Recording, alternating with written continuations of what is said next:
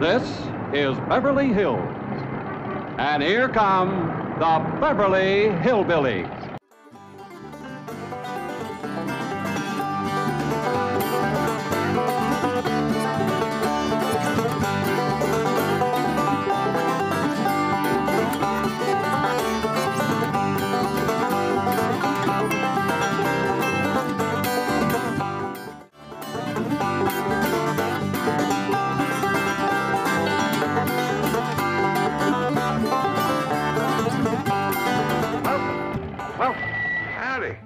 Well, now, ain't that handy? That, Pa? Way the road takes a bend in here, runs right by the front door. No, Mr. Clampett, this is your driveway. It goes with the house. Is this thing a house? Oh, yes, indeed. It was built by John Barrymore, one of our finest actors. Pretty fair stonemason, too. Hey, Jed! This here is dandy soil. Fine, Granny. We'll commence plowing tomorrow. But this is Beverly Hills. Dirt is dirt. Yes, I know, but... Why don't we look around inside, eh?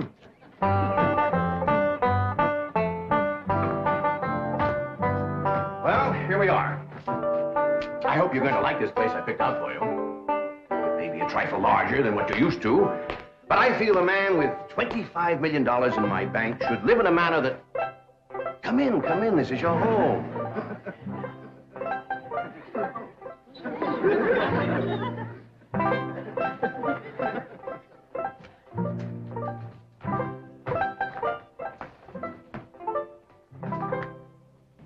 As I say, it may be a bit more than you're used to, but I'm sure you'll be comfortable. Now, my secretary will be over right away to help you with the hiring of servants or whatever problems you may have. She's a very efficient girl, Miss Hathaway. Jed? Jed?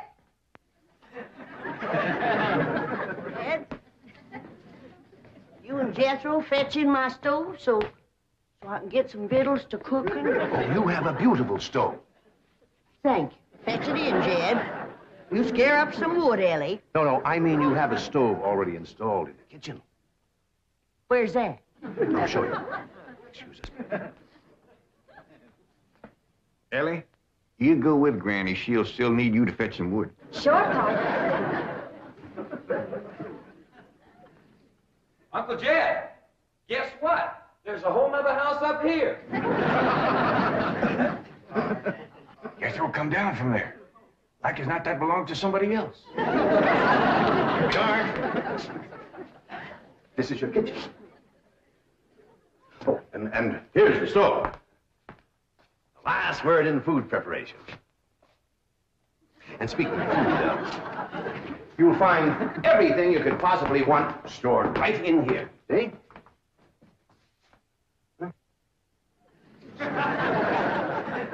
Well, I'll leave you ladies to your culinary delights.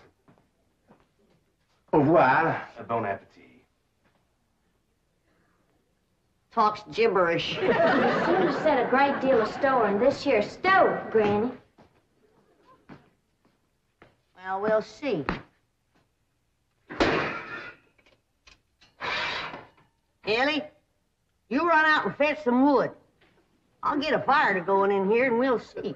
Jethro, I hope it's all right for you to be missing school. Oh, sure, Uncle Jed. They ain't straight in the 5th grade. You in the 5th grade already? Starting this year. It don't seem like no time at all since I went with your ma to get you started in the 1st grade. You was 6 years old. No bigger than that. We drove clean over to Oxford so you could go to the same school your pa went to. You wouldn't know that town today, Uncle Jed. Oxford? Yes, sir. Well, that town has growed and spread out and built up and just kept getting bigger and bigger. Where today, why, I bet you there must be at least 3 or 4 dozen people living there. A place like that's all right to visit, but I wouldn't want to live there. Can I be of any assistance? No, thank you, Mr. Drysdale. We were just talking about Jethro here getting back to school. Oh, well, we have some excellent educational facilities out here, Mr. Clampett. Where do you go to school, Jethro? Oxford. Oxford. Yeah, you see, Jethro's ma, that's my cousin Pearl. She married an Oxford man, so naturally Jethro, he goes to school there, too. I'm the champion crawdad eater. At Oxford? Jethro put away 3 buckets of crawdads. 4. And he's learned to cipher and everything. Cipher some for Mr. Drysdale. 1 and 1's 2. 2 and 2's 4. 4 and 4's 8. I have to take off my shoes to get any further than that. Never mind. I'm sure we're thinking of 2 different Oxfords. You see, there's one that's very, very famous and very old. That's where Jethro goes to school. Been there since pioneer days. That's how come it got its name. It's where the oxen used to ford the river. So folks took to calling it Oxenford, and later on it got shortened to Oxford. Yes, I see. Well, I'll be running. Oh, by the way, here are your keys. My secretary should be over very soon. Well, thank you very much, Mr. Drysdale, for everything you've been doing for us. Oh, it's my pleasure, Mr. Clampett. You see, I'm not only your banker, I'm your next-door neighbor. Well, say, how ain't that nice? Well, now, why don't you bring your missus over tonight for supper, and I'll have Granny womp up a mess of grits and hog jowl. Well, you see, right now my wife is in Boston. Well, that's too bad. When'll she be back? Not too soon, fortunately. I'll see you later.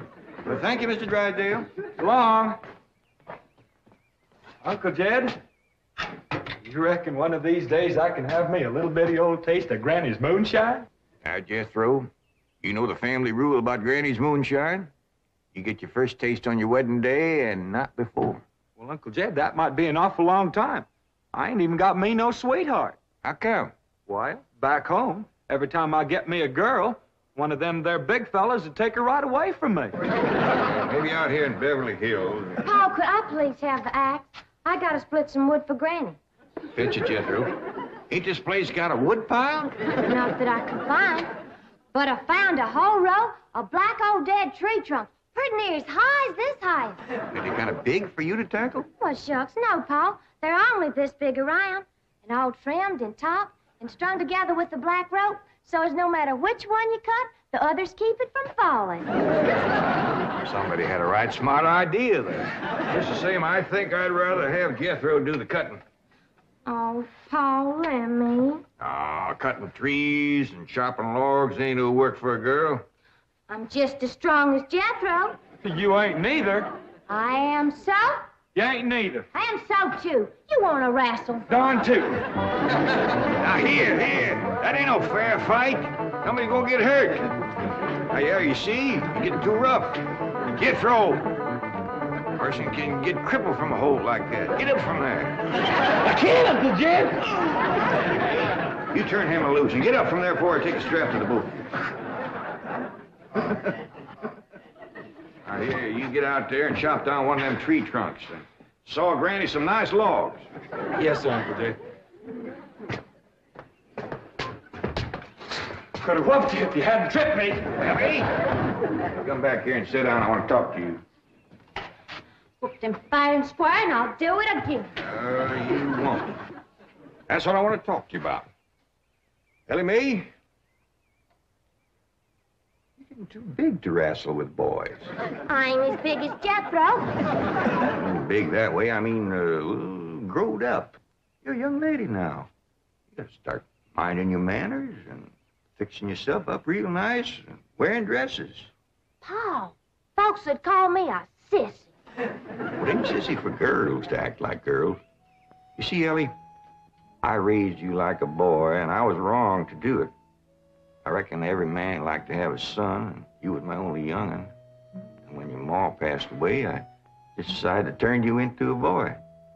By the time Granny come to help out, you was too wild to tame.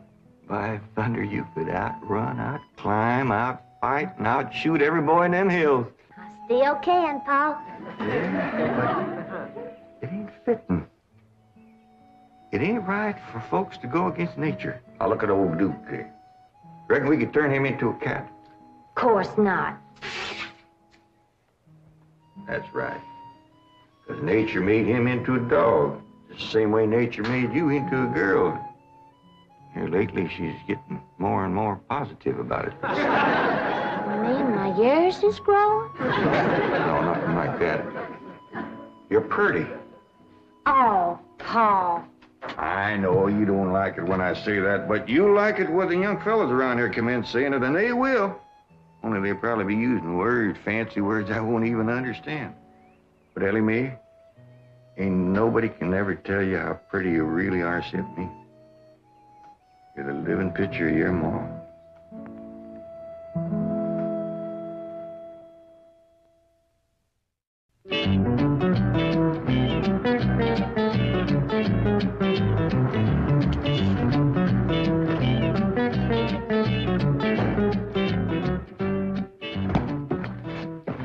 You still here? I thought you were going up to the Clampetts estate. I didn't think it prudent for us both to be absent simultaneously. In the event of crises... The only crisis you have to worry about right now is keeping Mr. J.D. Clampett happy. Now get up there. Tell me, how did you like the flamingos?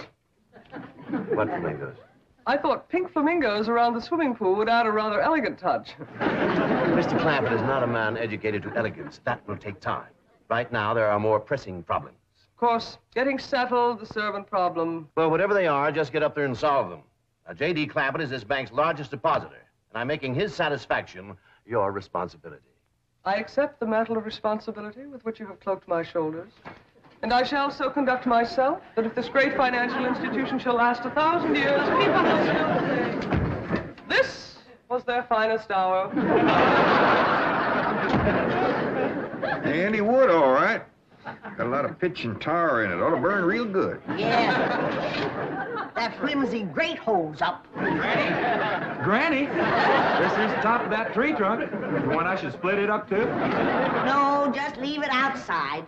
Yes, sir. This place ain't even got a wood box. Yeah, folks don't need much wood out here. Remember what Pearl said? It don't get cold. Yeah, I remember.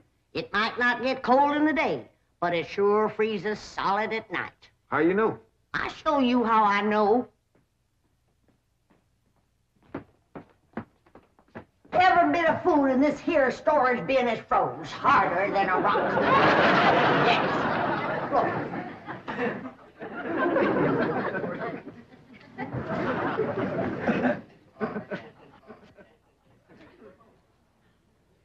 Mighty thin-skinned hog.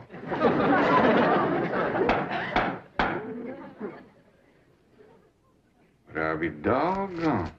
Take me 2 days to thaw out that ham before I can ever cook it.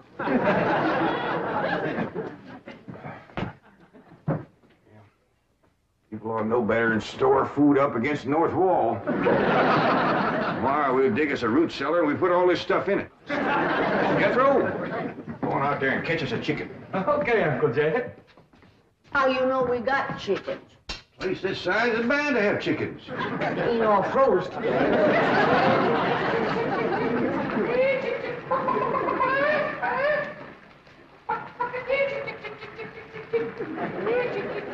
Chick, chick, chick, chick, chick, chick, chick.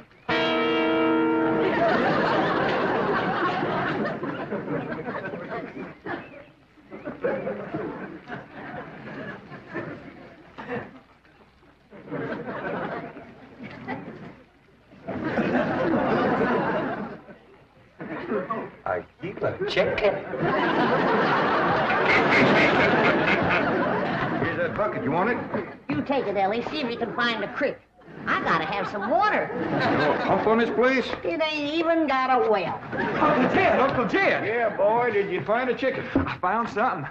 I ain't sure if it's a chicken, a goose, a duck, or what. Where is it? I couldn't catch it. That thing can outrun a jackrabbit. There ain't no goose or duck. Must be a chicken. If it is, I was right about things growing bigger out here.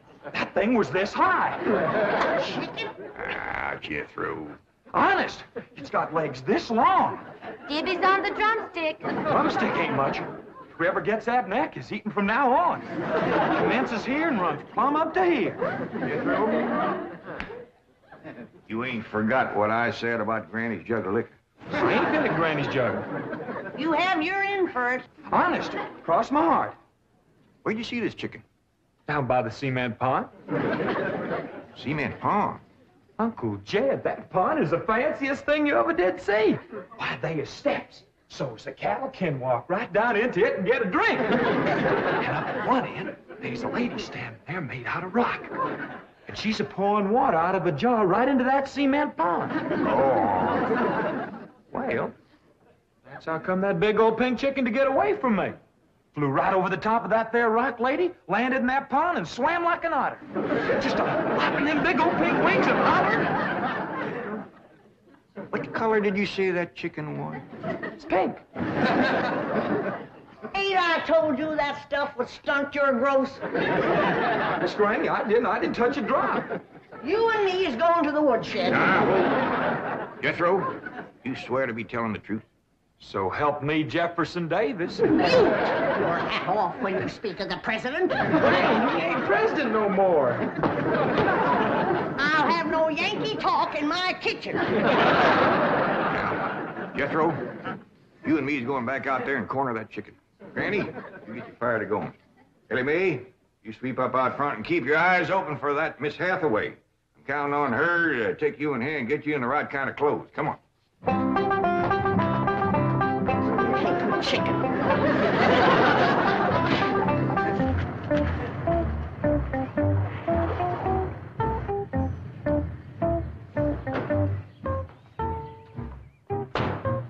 You there, young man. I ain't a young man, but I sure do thank you for thinking so. Good heavens, you're a girl. Yeah. I'm Jane Hathaway, executive secretary to Mr. Drysdale. And you, I take it, are a domestic of some sort? Cleaning girl, housemaid? Just what are your duties with Mr. Clampett? Well, he sent me out here to sweep up, but he said you'd take me in hand and get me in the right kind of clothes and everything. Indeed, I shall. We have a complete servant's wardrobe from chef to chauffeur. Come with me. What in the name of Thomas Chippendale is this? Has Mr. Clampett seen this disgraceful and unsightly mound of debris? Oh, yes, ma'am. This is all his. Oh, what charming antiques. Just like you said, Jethro, rock lady pouring water into a cement pond. Yes, sir. And over there's where I seen that great big pink chicken. Only thing is, it don't sound like a chicken. It makes a kind of hollering noise.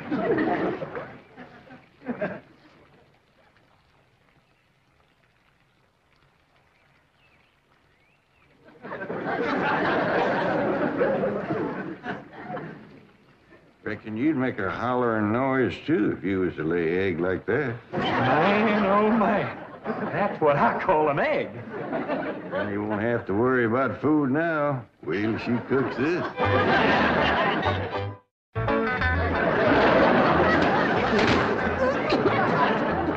That blame city stove don't draw worth nothing. Hey, Granny, look at this egg. What's all the smoke? Stove don't work. Probably just a stuffed-up flue. Ain't got a flue, ain't even got a stovepipe. Well, I'll get the shovel and a hoe and rake it out of there. Here, you keep this egg.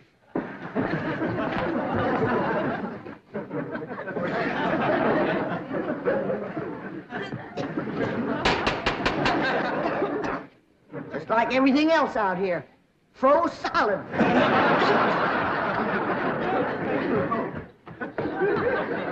Really, my dear, you look quite charming. Well, I feel like a dead blamed fool. Oh. Just a moment. Yes, out now. I'll be right back. Oh, that was my Pa. I take it he's a gardener. Oh, yes, ma'am. Pa just can't wait to commence gardening. Apparently. However, as though I admire his enthusiasm, I must forbid him access through the main entrance. Now, tell me about the rest of the staff. Is there a chauffeur? A what? Someone who does the driving. Oh, yes, ma'am. That's Jethro. Of course, I don't reckon he can stay around very long. He's got to get back to Oxford and go to school. Oxford? He attends Oxford University? Well, he just calls it school. Pa went to school there, too. Oh, yes. Old school time. Great pride, those Oxford men. Sorry I couldn't stop before. Granny was having trouble in the kitchen. Pa, do I have to wear this here stuff that Miss Hathaway... No, there can be no appeal from Mr. Clampett's orders. Thank you, ma'am. Glad to see you taking a firm hand. Ellie Mae, that's right pretty. Makes you look taller. She's got me walking on pegs. We'll run in and show Granny. And get rid of those old clothes, dear. Granny, I presume, is the cook. Yes, ma'am, but she ain't too happy about it right now. I shall deal with her directly. Now, let's see. Maid, gardener, cook, chauffeur. Oh, So, I understand Jethro is an Oxford man. You bet he is. I'm, quite anxious to meet him. Don't blame you. Fine-looking young feller. Single, too. And he's on the lookout for a girl. I am only interested in the intellectual rapport which I would naturally have with an Oxford man. I presume you went to Eton as a boy. If I know Jethro, he went to Eton the minute he was born. Yes, of course. I suppose his father matriculated him. I kind of think maybe it was his ma. Oh, well, no matter. At any rate, he's an Eton man. That he is. Matter of fact, Jethro won the Eton championship. How marvelous. What was he champion of? Eton. Yes, I know. But what was it? Cricket? Oh, no, it was crawdad. I don't think even Jethro'd eat crickets. I was referring to the game of cricket. Gillian, where's the axe? I'll bet you, Granny. You talk to Miss Hathaway.